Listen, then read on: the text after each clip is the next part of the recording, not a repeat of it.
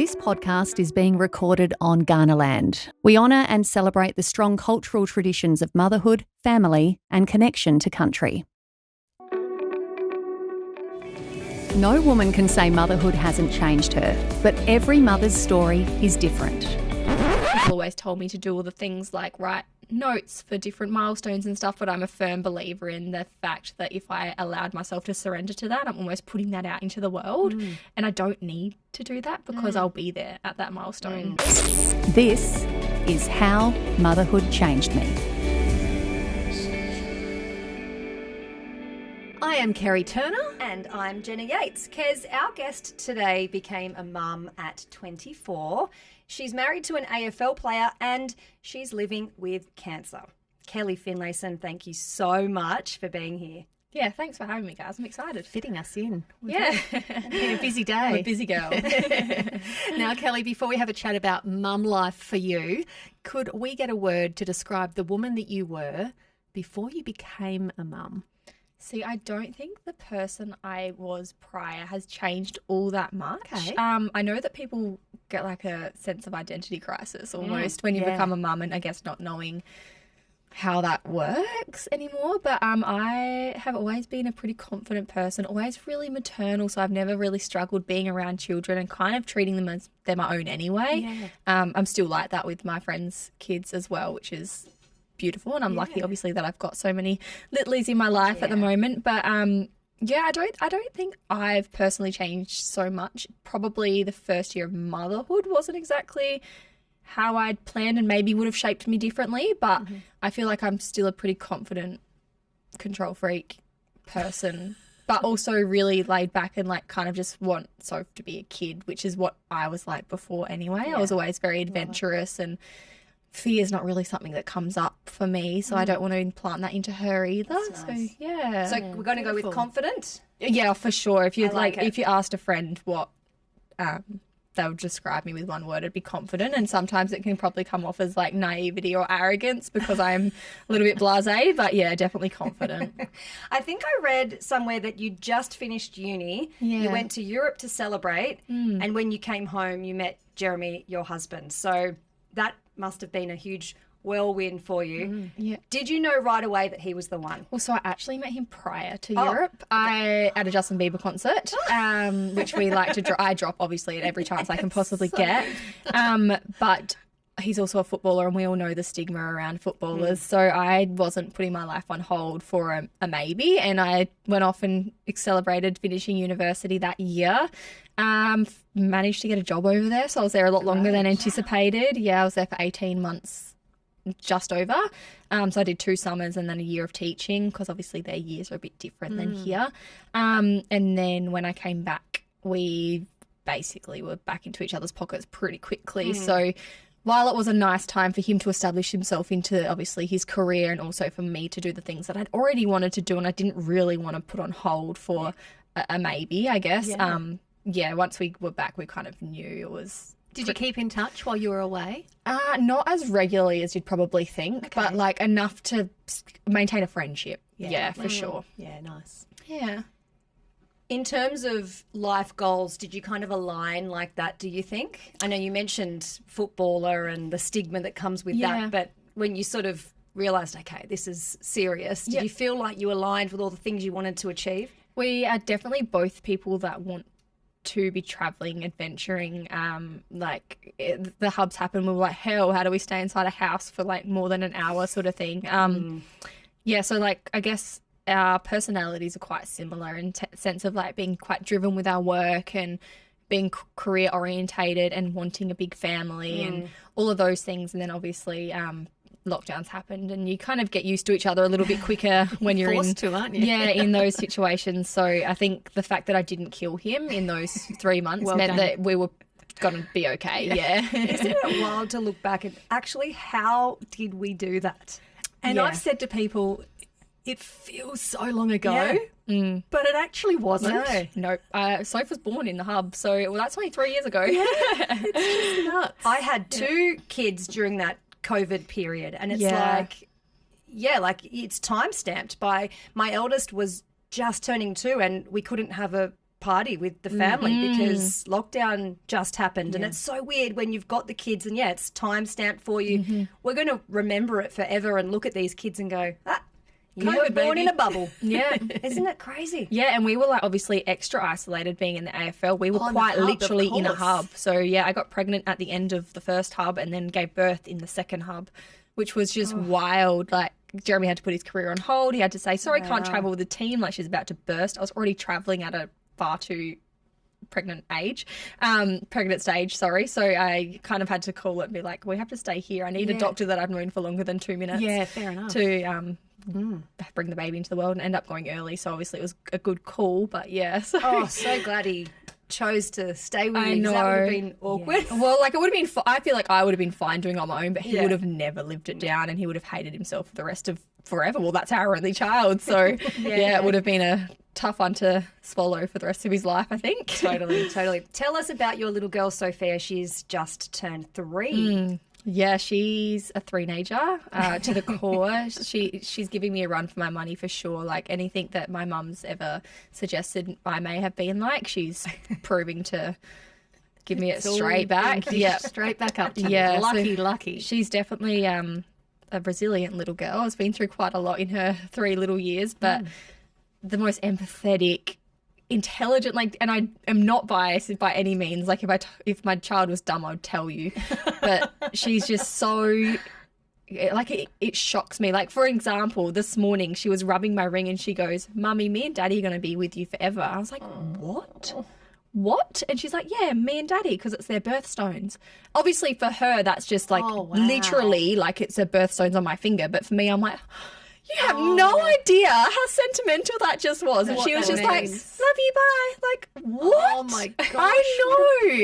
I know. And like to me, I'm like, have you heard something? Like, was something happening? Like, and then she's just like rubbing my ring. I was like, you're so smart. Yeah, they actually have intuition, kids, don't they? They can sense things. Me. And sometimes they say things and it's just like, I needed to hear that. Yes. Yeah. It's the slap in the face sometimes that no one else will tell you. Yeah.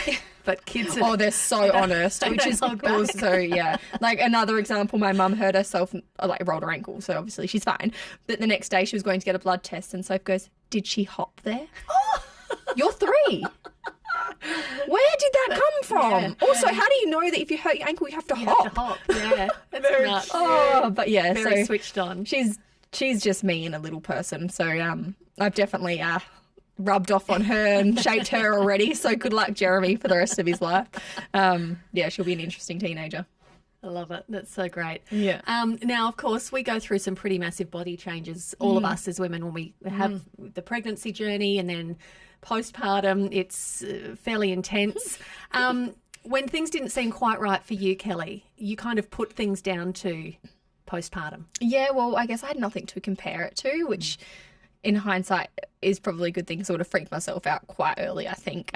Like it started with lying to get out of the hospital and saying I'd gone to the toilet, which we all know it's a scary process going to the toilet after having a baby, right? Yeah. Yeah. So I lied. I was like, yeah, I went. Of course I did. Obviously I should have said, no, I haven't gone. They would have given me a stool softener or something. But 10 days later I realised like, I still haven't gone. So that was probably my first red flag as to maybe something's not right. But then like at the same time, nothing to compare it to, was terrified to go to the toilet, so didn't really look into that too much. Like after I'd done all the laxatives and stuff to get rid of that, I was pretty okay for 3 months. So, well, as okay as I thought postpartum was. Like obviously I was tired. I had a newborn, like I was losing weight dramatically. Like people talk about bouncing back. 10 days later I was a stick. Wow. Like, yeah, wild. As soon as that stool was released, I was like, whoop, straight back into my old body, which is wild. And I know that that's not normal now. But at the time I was just like, I've bounced back. Yeah. And again, you had nothing to compare it to. How would you know? Literally, I was like almost showing off, like my jeans fit. How about you? But yeah, so like obviously probably not the right way to look into things, but that's how it was. Yeah, and then, just everything really lined up with what you would Google postpartum to be like. So, and like, I was doing pretty well. Like the only other thing that I could probably notice was obviously the infrequency of his stools, but like again, postpartum and maybe like a bit of a less of a milk supply. Like I did have to do top ups or pumps to keep on top of the milk supply. But again, I put that down to maybe she wasn't latching properly or something. Yeah. Like, You've it's got not a lot of mums had. uncommon. Yeah, it's not uncommon. So I feel like the first 3 months of being postpartum was pretty normal Okay.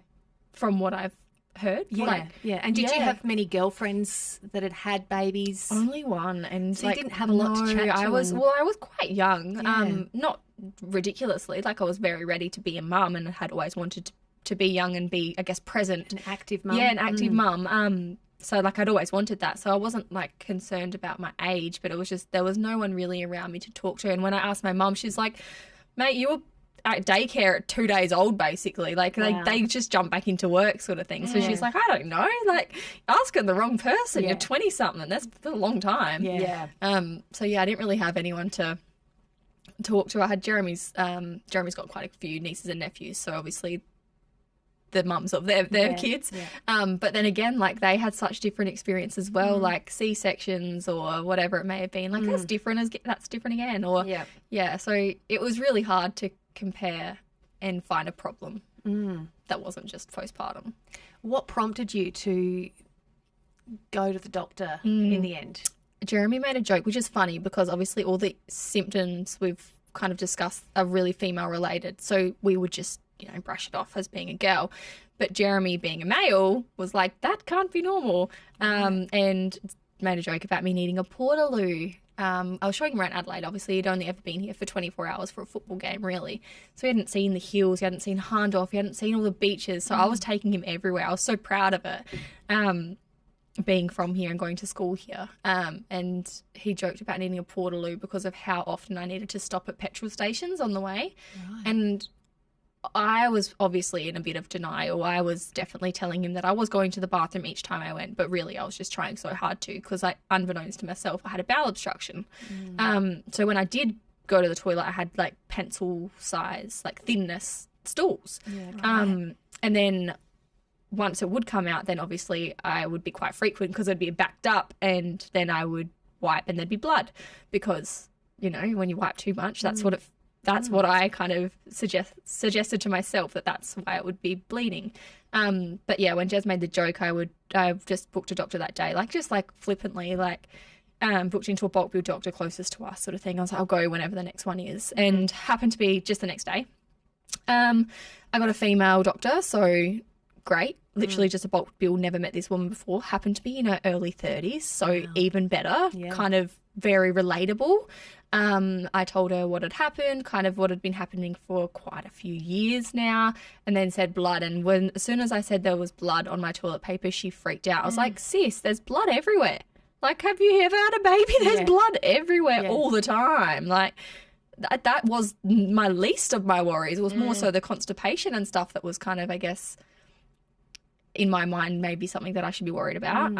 But yeah, that she saw blood and saw a red flag, I guess you could say, and had me booked into a gastroenterologist within days. Wow. Yeah. When they told you it was bowel cancer, Kellie, you had Jeremy with you. Was Sophia with you too? She was, yeah.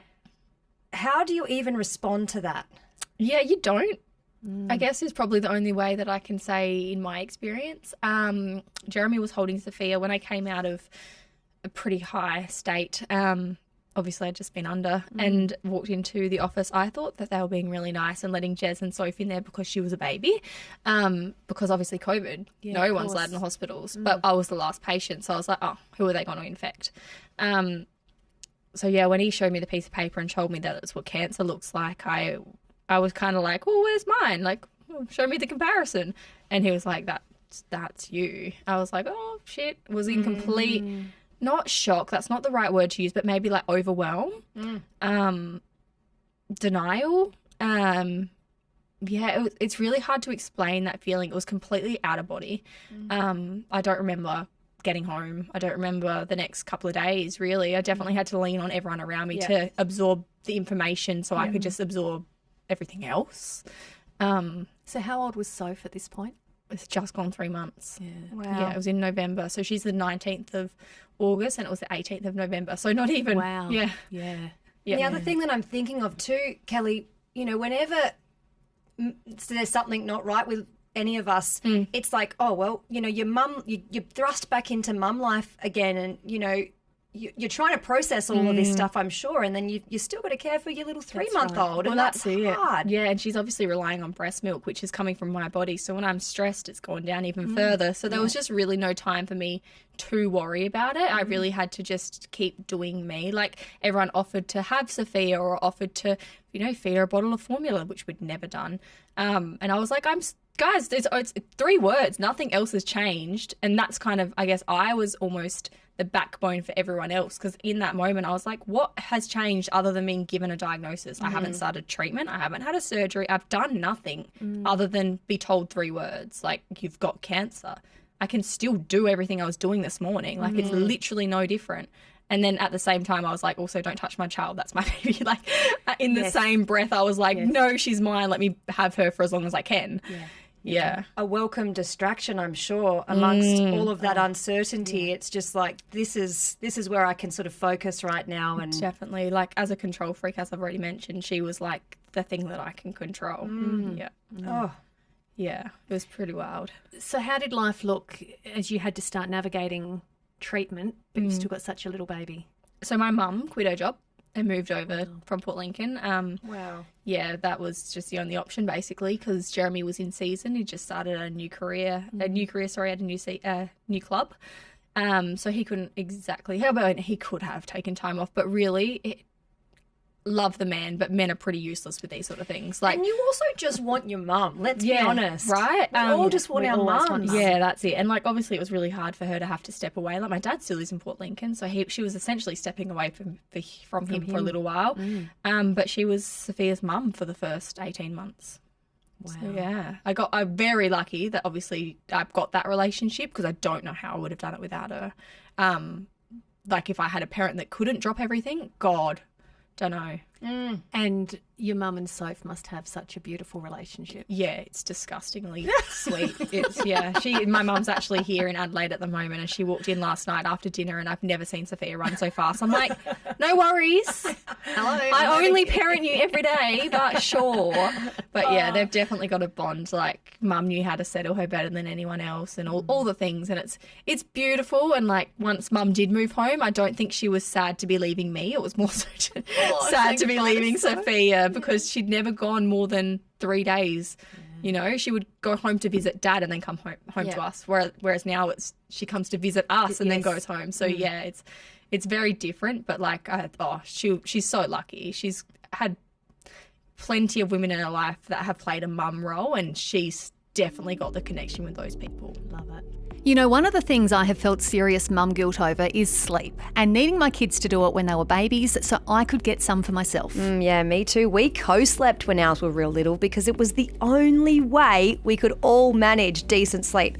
And I stayed very quiet about that for a long time out of fear of being judged. And it's so silly. We all need sleep. And when you've got a newborn or an infant who isn't letting you get any, it can be so hard to see the light at the end of the tunnel. You're not going to hear this advice in your traditional mothers group, but you need to hear it from us, because we've come out the other side and it gets better. And it's okay to ask for help. It doesn't make you a bad mum, and it doesn't mean you need to leave your baby screaming at night to cry it out. We want you to look up Holistic Sleep Mama on Instagram.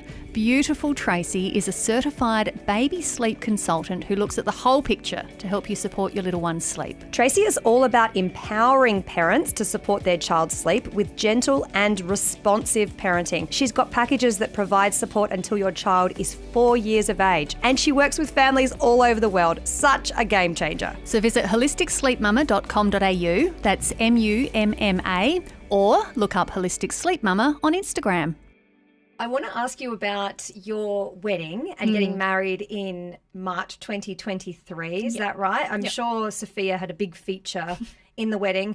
By the way, you looked absolutely beautiful. Thank you. I want to know, in terms of those sorts of things and looking ahead to the future, how far do you let yourself look ahead? So initially it was 12-week blocks. Once I'd gotten out of that first treatment regime, I guess, I kind of started looking a little bit further. Like, I got engaged during my first treatment regime just before a surgery, actually my major surgery, and then I had something pretty to look at in on my finger, which is why he did it while I was in hospital for 12 days. And then also because he wanted to marry you. I mean, that too, I guess, yeah. He thought he would be able to surprise me and then forgot that we have a joint bank account. But anyway, I acted surprised. I'm a very good actor. And then, yeah, once I was out of that surgery, I guess I was no longer getting treatment. So I was able to plan. And like I was told I had no evidence of disease, which isn't remission, but it is obviously a pretty good few words to hear. Yeah, for sure. So I allowed myself to plan a little further, like a wedding a whole year away. Wild. Didn't think about that at the start of the year.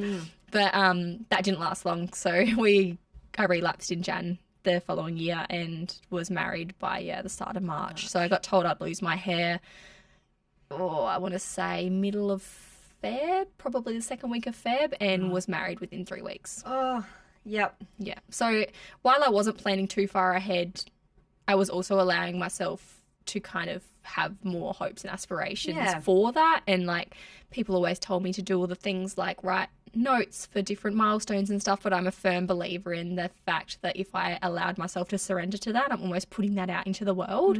And I don't need to do that because I'll be there at that milestone, if that makes sense. Oh, How love nice that attitude. was that wedding day to be able to just be present at your wedding? It was just switch off from everything else. Yeah, it was an emotional day. Not on my behalf. I was quite okay, but everyone else in the room were. To me, it was just my wedding. Do you know what I mean? Like the people were there that I wanted there. Like it wasn't any other way. Obviously, I didn't have the big grand wedding that I had planned, but I had my bridal party there. I had our immediate family and friends. That's all I needed there. So to me, I was just getting ready in the morning. Everyone was crying. I'm like, guys, come on, put some music on. But yeah, walking down the aisle was pretty surreal. Seeing, I guess, Jeremy absolutely distraught at the end because he didn't think that this would happen, I guess. When we planned the wedding for October that year and then obviously relapsing, they basically said I wouldn't be here for the wedding, so to bring it forward. So like while I say it was for my hair, it was also so that I was actually here for it. So I guess it was pretty surreal that it all happened and that we had everyone there that we needed there, and it was a really special day. And I was also in bed by 8:30 because I had chemo the next day. Wow. Reality was I know, it was very waiting. quickly. It was just looming on the doorstep, but I got to have the most special day, which is really That's all what it's any all bride about. would Yeah. ever want, Yeah. isn't it? That's what it's all about, And you are currently going through chemo again, Kellie. You're so open with your entire health journey, and we admire that. Your online community must be an incredible support to you. For sure. How do you just keep pushing through and being there for Soph? And Yeah, so obviously I prioritise my family health and family time or whatever first. I definitely do give a lot, probably a lot more than I'm expected to as well. But I've really put in place boundaries, I guess, of making sure I have time for the people that need me before I give time to those that do need me. And don't get me wrong, like the people that are in my community on my platform, they in a way they do need my voice because it's what's gotten them to where they are now as well. But literally one message that will say, I booked colonoscopy because of you. Whether I got diagnosed or not, it was because of you. And like that's all I need to be like, okay, I'll continue showing up every single day because that's one life that I've saved. So if that's one person that's messaged me, and I get hundreds a day of that exact same message, which is 1,000 people a week, then you can imagine the people that aren't reaching out as well. So Absolutely. Yeah. the impact, and it took me a really long time to get to the point that I realised my voice does have such a positive impact, and that while I'm going through a hell of a lot of pain, it's a lot of power that I'm putting back out into the world, and I guess illuminating paths for the people that don't quite have a voice for themselves. And it is a lot, but it took me a really long time to appreciate the work that I am doing, and it does help being reminded that it's for the better of good, but also like I don't do it for being recognised. I do it because I'm quite literally saving lives. And it's just like a doctor, you don't get recognised as a doctor besides from the family of the patient, right?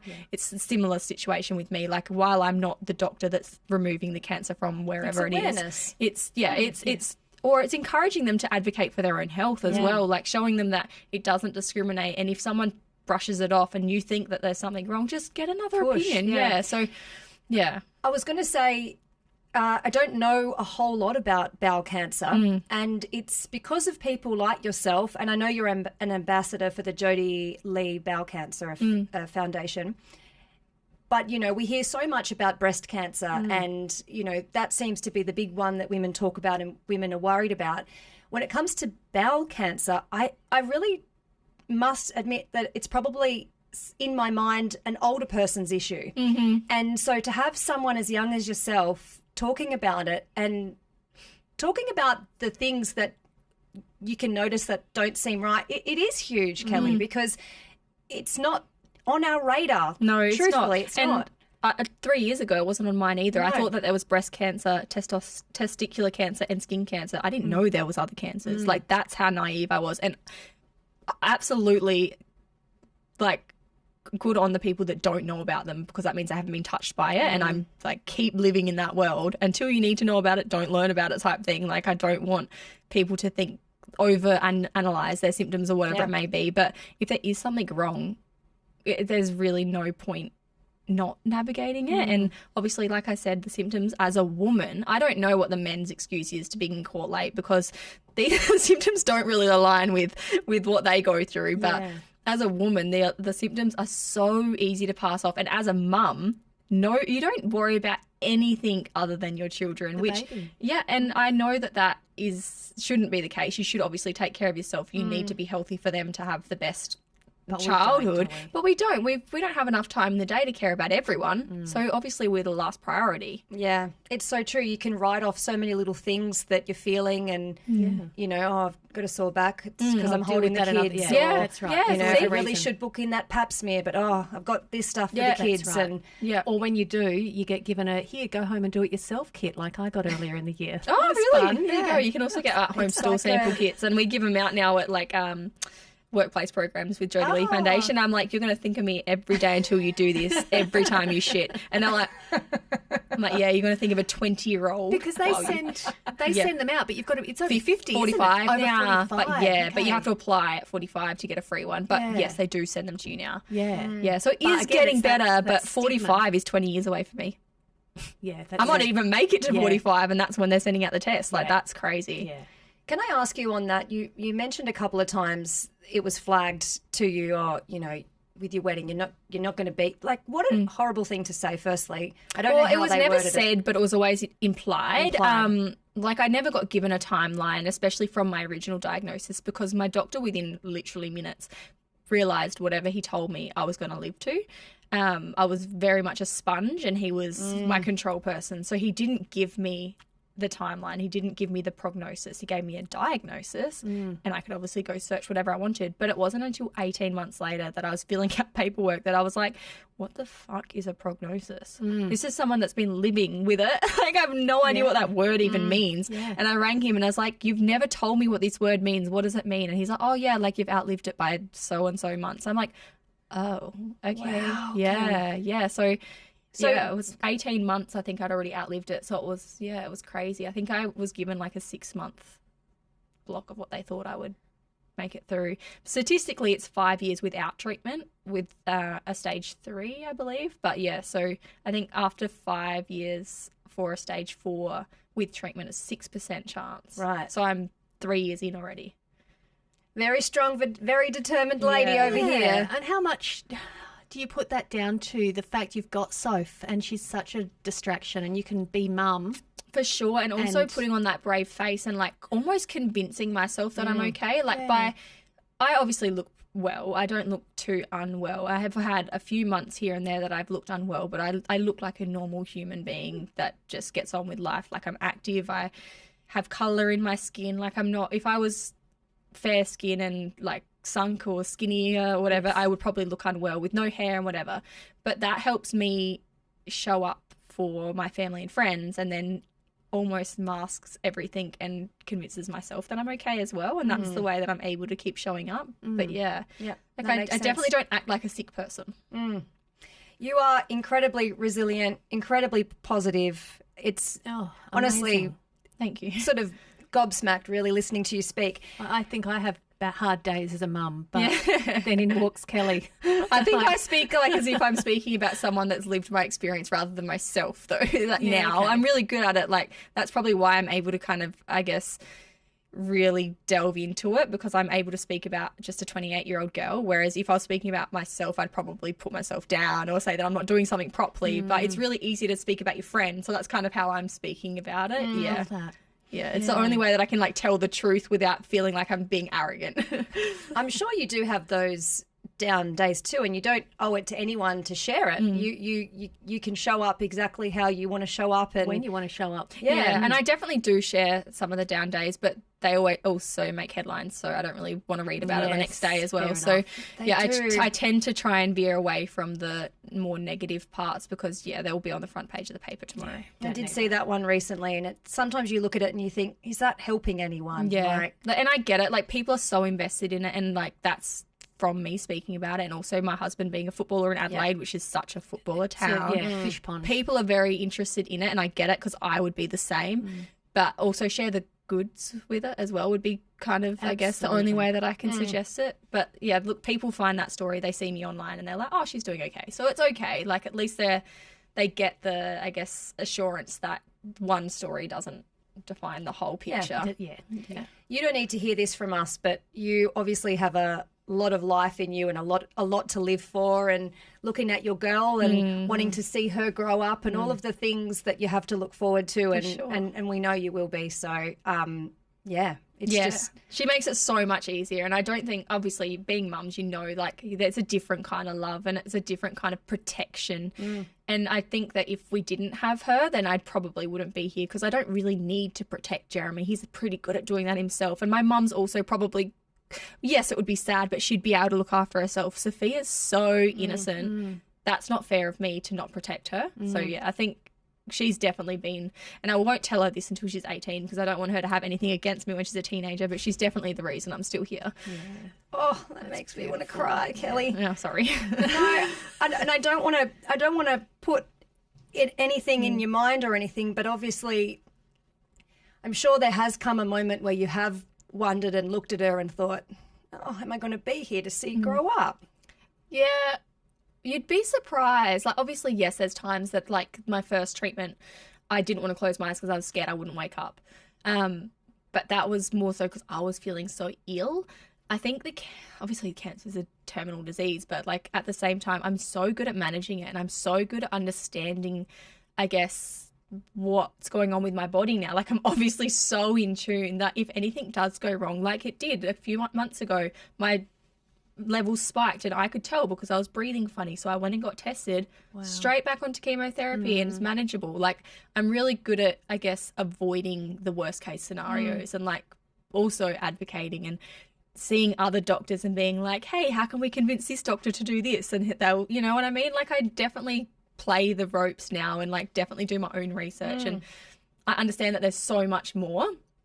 So while obviously, yes, it would be devastating if something were to happen, I also know that I've had so many years and probably will have a fair few more years to instill at least what I want her to be like, and then her to have that legacy of, like, pride almost. Yeah, really so, like, help to shape her. Yeah. And, like, I said that in my vows. I said, like, I just hope that with whatever time I have left, I can shape her into a mini version of me so that he's got me forever, if that makes sense. Yeah. Kelly, your legacy is huge. Yeah. The Jodie Lee Foundation, your girl, just everything that you've been able to share and promote, and yeah, we spoke about the online community. We're lucky to have you. We really are. Thank you. Thank you. I appreciate it. Now, right back at the start, you didn't want to give us just one solid word for the person you were before you became a mum, but we settled on confident. Now that you are a mum, do you think you could sum up the woman that you are? Oh, I don't know. Great question. I through the journey that I've had the last 3 years, and I hate that word, but probably resilient. Yeah. I would. But then at the same time, I feel like I am still confident. So, like, I wouldn't be sharing my story if I wasn't. Yeah. So, yeah, maybe those two words meshed together. Yeah. Yeah. I don't know if there's a word that works for both. But Strong. I'm also really not good with the, what's it called? Dictionary. What's the word? Encyclopedia. Is that what it's called? Is that the one that's got all the words? Yeah, I'm not very good at that. I have to synonym on word. The thesaurus. I can't get it out, but I know what you mean. Yeah. I have to synonym my word all the time. Yeah, I'm not very good at big words. Oh, was such a great chat. We're going to put all of your links in the show notes, and of course, links to the Jodie Lee Foundation. Thank you so much. No, thanks for having me, guys. Thank you so much for joining us on How Motherhood Changed Me. We'd love you to be part of the conversation by connecting with us on social media. And if you enjoyed this episode, please rate, review and subscribe.